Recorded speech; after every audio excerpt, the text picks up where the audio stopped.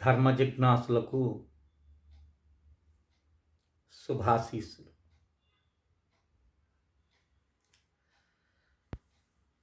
ఈరోజు మీకు చెప్పేటటువంటి విషయము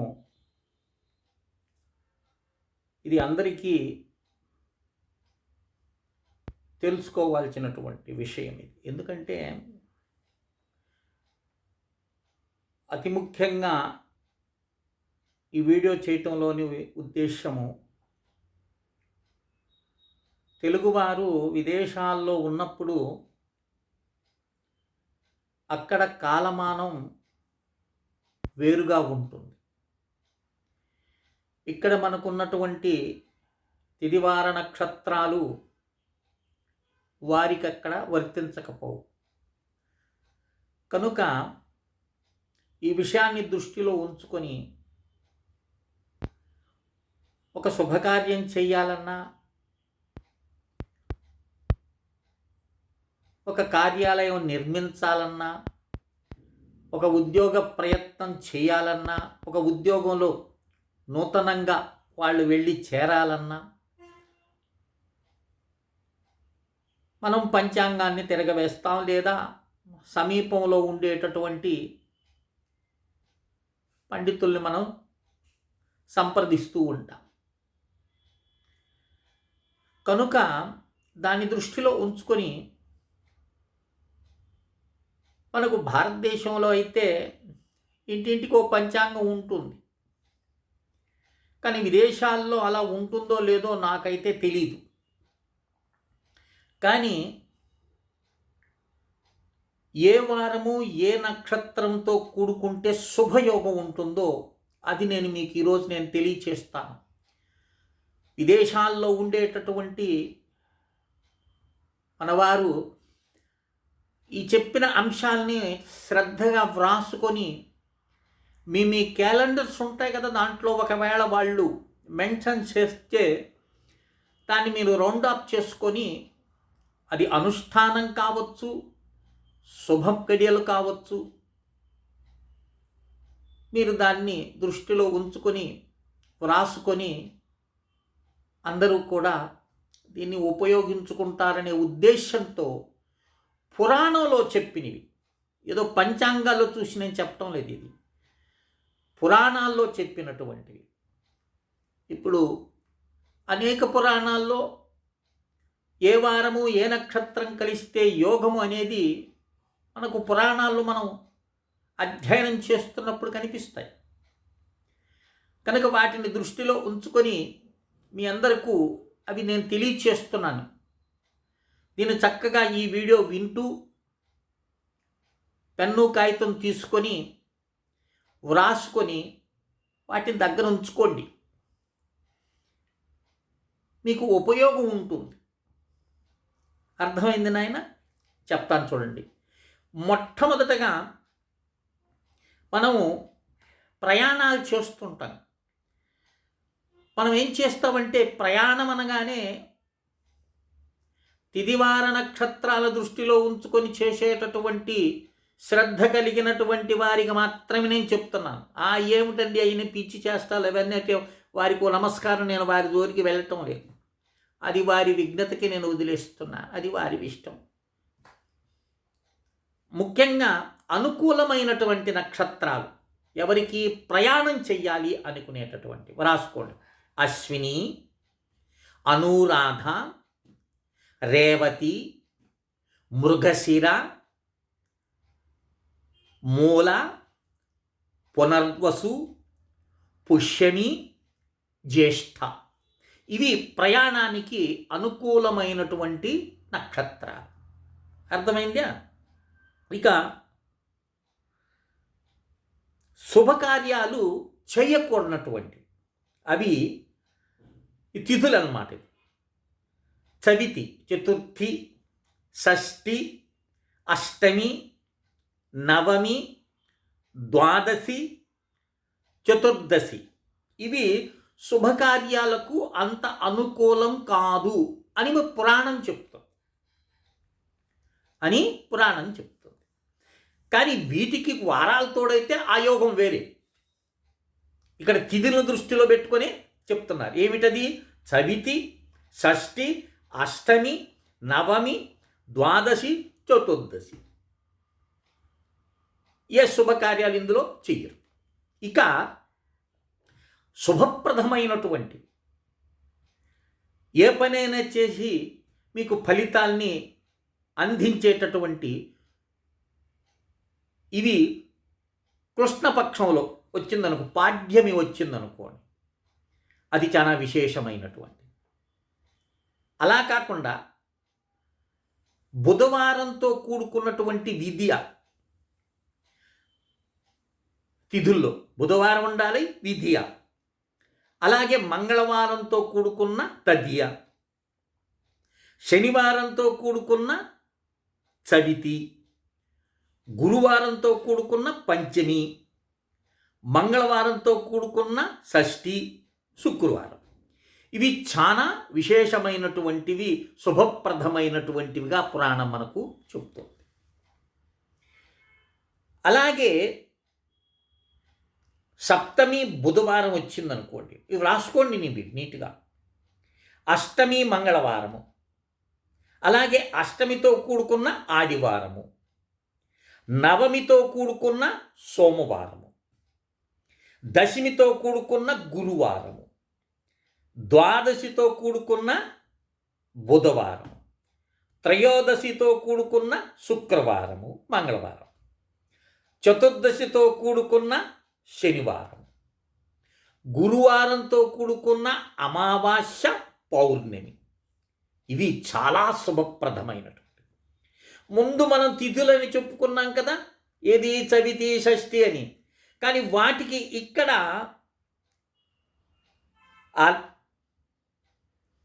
విశేషమైనటువంటివి చేరుకున్నాయి, వారం చేరింది. ఇక్కడ తిథి చెప్పుకున్నాం, కానీ దానికి వారం కానీ తోడైందంటే అది శుభప్రదమని ఇక్కడ మనకు చెప్తుంది. అర్థమవుతుంది కదా నాయన నేను చెప్పేది?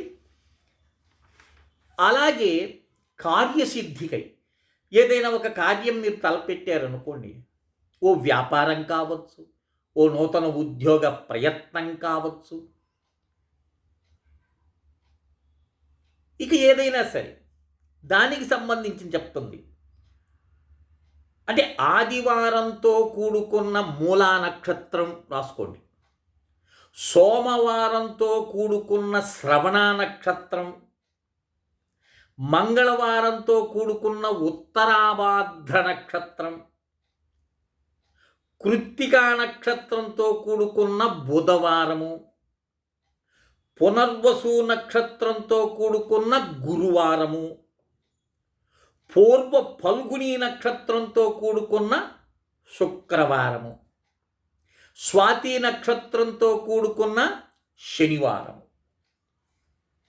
ఇవి అమృత యోగాలంటారు. వీటిలో ఏ కార్యాన్ని తలపెట్టినా మీకు సిద్ధిస్తుంది. నక్షత్ర బలానికి వారం తోడైందనుకో, అప్పుడు మీ కార్యాలు సఫలమవుతాయి. ఇది మహర్షులు చెప్పినటువంటివి. ఎందుకంటే కాలము బ్రహ్మస్వరూపం కనుక సరే చెప్తారు కదా, టైం బాగలేదండి అని మనకు తెలుసు. టైం బాగలేదని అంటూనే మనము యథేచ్ఛగా చేస్తుంటాం. అందుకని శాస్త్రంలో చెప్పినటువంటి విషయాన్ని గ్రహించి, పురాణం చెప్పినటువంటి విషయాన్ని గ్రహించి మనం ఆచరించేవనుకో శుభ ఫలితాలు ఉంటాయని మహర్షులు చెప్తున్నారు. ఇక కొన్ని శుభప్రదమైనవి చెప్తున్నాడు.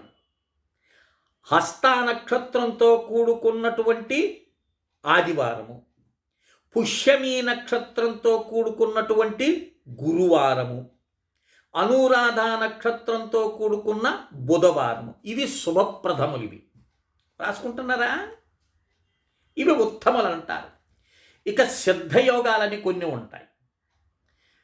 వీటిని కూడా పురాణం చెప్తుంది. అదేమిటి? హస్తా నక్షత్రంతో కూడుకున్న ఆదివారము, పుష్యమి నక్షత్రంతో కూడుకున్న గురువారము, అనురాధ నక్షత్రంతో కూడుకున్న బుధవారము. ఇవి శుభప్రదములని మనం ముందే చెప్పాను నేను. రోహిణి నక్షత్రం శనివారం వచ్చిందనుకోండి, చాలా ఉత్తమమైనటువంటిది. మీరు ఇంకొక విషయాన్ని గుర్తుపెట్టుకోవాలి. ఈ ముహూర్తాలు కార్యసిద్ధికే కాదు సుమా, మీ ఇష్టదేవతలను, ఎందుకంటే భగవంతుడు ఒక్కడే. ఏకం సత్విప్రా బహుదా వదంతి, ఉన్నది ఒకే ఒక సత్యం.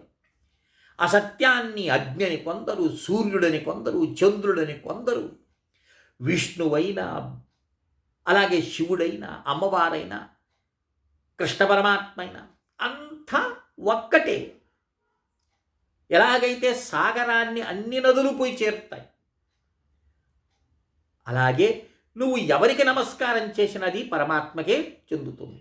కనుక ఈ ముహూర్తాల్లో నువ్వు నీ ఇష్టదేవతను ఆరాధించినావనుకో, ఆ ఫలితాలే వేరు. అర్థమవుతుంది నాయన. ఇకపోతే సోమవారంతో కూడుకున్నటువంటి మృగశిర నక్షత్రం వచ్చిందనుకోండి, చాలా శుభప్రదం. మరొక విషయం ఏంటి తెలుసా? కృత్తికా నక్షత్రయుక్త సోమవారం వచ్చిందనుకో, అనేక మంది దారిద్ర్యాలతో బాధపడుతుంటారు. ఈ దారిద్ర్యాలతో బాధపడేటటువంటి వారు ఆ కృత్తికా నక్షత్ర సోమవారం ఎప్పుడు వస్తుందో చూస్తారు. ఆ రోజు శివాభిషేకము, రుద్రపారాయణము, రుద్ర హవనము ఇత్యాదివి చేసుకున్నారనుకో, వారి దారిద్ర్యాలు తొలగి వారికి ఒక మంచి మార్గం ఏర్పడుతుంది, వారి జీవితం సుఖమయం అవుతుంది. ఇది నా ప్రత్యక్ష అనుభవం. అనేక మందికి ఆ కృత్తికా నక్షత్రయుక్త సోమవారం నాడు ఇలాంటి ప్రక్రియలు చేసి వారి కుటుంబాలు చల్లగా ఉన్నాయి. కనుక సోమవారంతో కూడుకున్న మృగశిర, సోమవారంతో కూడుకున్నటువంటి కృత్తికా నక్షత్రం వచ్చిందనుకో, అది నీకు శుభప్రదమవుతుంది. ఇక రేవతీ నక్షత్ర శుక్రవారం. ఈ రేవతీ నక్షత్ర శుక్రవారము శుభ ఫలితాలు ఇస్తుంది. అశ్వినితో కూడుకున్న మంగళవారం అయితే ఇంక చెప్పనవసరం లేదు. అశ్వినితో కూడుకున్న మంగళవారం నాడు ఎవడైతే దేవ్యాధర్మ శీర్ష పారాయణం చేసినాడు అనుకోండి, ఆ రోజంతా అనేక జన్మల్లో చేసుకున్నటువంటి పాపపు మురికంతా తొలగిపోతుంది. అమ్మ దర్శనం లభిస్తుంది, అమ్మ అనుగ్రహం లభిస్తుంది, అనేక దోషాలు తొలగిపోతాయి. ఎప్పుడు అశ్విని నక్షత్రయుక్తం మంగళవారం, అది గుర్తుపెట్టుకోండి, చాలా అద్భుతమైనటువంటి. ఇక లక్ష్మీ కోసం అయితే ఇక్కడ 2 నక్షత్రాలు చెప్పినాను. ఇవి ఉత్తరాభాద్ర, పూర్వాభాద్ర నక్షత్రంతో కూడుకున్న శుక్రవారం వచ్చిందనుకోండి, ఆ రోజు లక్ష్మీని ఆరాధించారనుకోండి, మీకు అమ్మ అనుగ్రహం లభిస్తుంది. అది చాలా శుభప్రదమైనటువంటి. సమస్త విఘ్నాలను తొలగించి మీ కార్యాలు సఫలమయ్యేదానికి, కార్యానుకూలత లభించేదానికి శుక్రవారంతో కూడుకున్న చవితి. ఏమిటి? శుక్రవారంతో కూడుకున్న చవితి గణాధ్యక్షుణ్ణి, గణపతిని ఆరాధించారనుకోండి, మీకు అన్ని శుభాలు కలుగుతాయి. కనుక వీటిని దృష్టిలో ఉంచుకుంటే చాలు. ఎందుకంటే అనేకమైనటువంటివి ఉంటాయి. అవి వచ్చినప్పుడు నేను ఆ సందర్భంలో మీకు తెలియచేస్తాను. కానీ ముఖ్యంగా ఏంటంటే, విదేశాల్లో ఉండేటటువంటి వాళ్ళు, సంప్రదాయాన్ని పాటించేటటువంటి వారు, వారికి ఏ రోజు ఏ పని చేయాలి అనేటటువంటిది తెలుసుకోవాలన్నటువంటి వారు పండితుల్ని సంప్రదించవచ్చు. కానీ అక్కడ ఉంటారో లేదో నాకైతే తెలీదు. అందుకని వారిని దృష్టిలో ఉంచుకొని ఈ యొక్క పురాణంలో చెప్పబడినటువంటి ఈ ముహూర్తాలు కార్యానుకూలకైతేమి, పూజాక్రమంకైతేనేమి నేను మీకు ఈరోజు తెలియచేసిన. ఇక ప్రతి నెల ఉత్తరా నక్షత్రం వస్తుంది. ఈ ఉత్తరా నక్షత్రంలో ఉత్తర ఫల్గుని అంటారు. ఉత్తరా నక్షత్రం చాలా అద్భుతమైనటువంటి. ఆ రోజు నువ్వు దానం చేసావనుకో, ఆ దానం యొక్క ఫలితము అక్షయం అన్నాడు. అంటే అది క్షయించదు. దానం ఎవరికి ఇవ్వాలి? వేద పండితులకు కానీ, నపుంసకులకు కానీ, మరుగుజ్జులకు కానీ, వికలాంగులకు కానీ, వృద్ధులకు కానీ, దరిద్రులకు కానీ నువ్వు ఇచ్చేటటువంటి దానము అక్షయ ఫలితం ఉంటుంది. ఈ దానం అనే కాడికి వచ్చేలేకే ఇదేదో బ్రాహ్మణులు సృష్టించారండి వాళ్ళ బ్రతుకు కోసమని. తప్పు నాయన. దానము యొక్క విశిష్టత ఇంత అంతని కాదు, మనకు తెలీదు. దానం వల్లనే మనకు ఎంతో ఆనందం ఉంటుంది. మనకు సులభమైనటువంటి పరమాత్మ అనుగ్రహం లభించటానికి ఏకైక సులభమైన మార్గం ఏదైనా ఉందంటే దానం. కానీ ఆ దానం ఇచ్చేటప్పుడు ఏంది, నేను ఇచ్చాను అని అహంభావం ఉండకూడదు. ఆయన తీసుకుంటేనేది దానమైంది, తీసుకోకపోతే దహనం అవుతుంది. అందుకని భక్తి శ్రద్ధలతో ఇచ్చేటటువంటి వారు, తీసుకునేటటువంటి వాడు గొప్పవాడనే ఉద్దేశంతో ఇవ్వాలి. కానీ ఆయనకి ఏదో జరుగుబాట్లేదు, నేనేదో ఇచ్చినానని అహంభావంతో చేస్తే దానివల్ల పాపం వస్తుందే కానీ దాన ఫలితం నీకు దక్కదు. అర్థమవుతుందే? కనుక ఉత్తరా నక్షత్రం రోజు అది ఏ దానమైనా కావచ్చు, వస్త్రదానం కావచ్చు, అన్నదానం కావచ్చు, తిలాదానం కావచ్చు, భూదానం కావచ్చు, గోదానం కావచ్చు. తినేదానికి బాగుంటాయి, ఇవి ఇచ్చేదానికి మాత్రం మనసు రాదు. ఎందుకని? అది వారి సంస్కారం. అది ఇచ్చేటటువంటి మహాత్ములు ఉన్నారనుకోండి. ఇక స్వాతి నక్షత్రం. ఈ స్వాతి నక్షత్రం చాలా అద్భుతమైనటువంటి నక్షత్రం. ఇది కూడా నెలకు ఒకసారి వస్తుంది. ఈ స్వాతి నక్షత్రం రోజు కేవలము ద్రవ్యదానం అన్నాడు. ఏది? ధనం అన్నాడు. ధనము అది నువ్వు నీ శక్తి కొలది ఎంతైనా సరే, ఎవరికైనా, బిచ్చగాళ్ళకు కావచ్చు, పండితులకు కావచ్చు, నపుంసకులకు కావచ్చు, ఎవరికైనా పరమాత్మ దృష్టితో, పరమాత్మని యందు భావంతో ఇస్తున్నాను, లక్ష్మీదేవికే స్వయంగా ఇస్తున్నాను అనే భావంతో స్వాతి నక్షత్రం రోజు డబ్బులు దానం చేసేవనుకో, దానివల్ల నీకు చాలా ప్రయోజనం. చేసి చూడండి. ఇక్కడ దానం అంటే మిమ్మల్ని కోట్లు లక్షలు దానం చేయమని, నీ దగ్గర ఉన్నది, నీ శక్తి కొన్నది. ఓ 10 రూపాయలు చెప్పు, ఓ 11 రూపాయలు చెప్పు. కానీ నువ్వు ఇచ్చేటటువంటి సామర్థ్యత ఉన్నప్పుడు 10 రూపాయలు ఇచ్చావు అనుకో, నిన్ను కృపణుడు అని అంటాడు, పిసినారి. అర్థమైందా? నువ్వు చాలా పిసినారి అనుకో, నీకు జరుగుబాటు లేదు, కష్టంగా ఉంది. నువ్వు 10 రూపాయలు దానం ఇచ్చావు అనుకో, 1,00,000 రూపాయలు దానం ఇచ్చిన దాంతో సమానం. ఎందుకని? అది అర్హతను బట్టి. కనుక నీ జీవితం సుఖమయం చేసుకునేదానికి భగవంతుడు మనకిచ్చిన గొప్ప అవకాశం ఏంటంటే ఈ దానం. కానీ మనం ఇవ్వము. ఎందుకంటే దీని వల్ల చాలా అపోహాలు ఉన్నాయి. ఇది వారి కోసంగా వారు ఏదో సృష్టించుకున్నారు, ఇది చేసినారని కాదు నాయన. ఇది తప్పు. అది నీకు ఇక్కడ పండితులకి ఇమనే ఎక్కడా లేదు. ఇక్కడ విష్ణు ధర్మోత్తర పురాణం దాన ప్రక్రియ మీరు చదివితే దాంట్లో వస్తుంది ఎవరికి ఇస్తే ఎంత ఫలితం ఉంటుందని. దాంట్లో వేద పండితులు వస్తారు, నపుంసకులు వస్తారు, అలాగే వికలాంగులు వస్తారు, దరిద్ర నారాయణులు వస్తారు. ఇలాంటి వారందరూ దాంట్లో ఇవ్వమని చెప్తున్నారు.